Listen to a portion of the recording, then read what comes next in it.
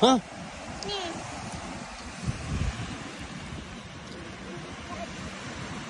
Buat apa tu? Main apa kat situ tu? Jom. Kita tengok apa ada sini. Ini nadi. Ha? Nadi untuk treasure. Lagi? Nak korek lagi?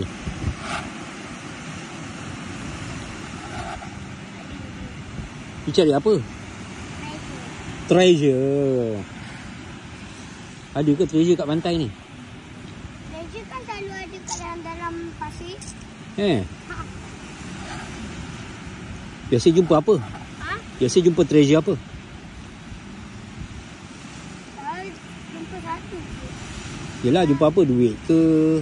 Bisa jumpa duit. Ya. Memang ada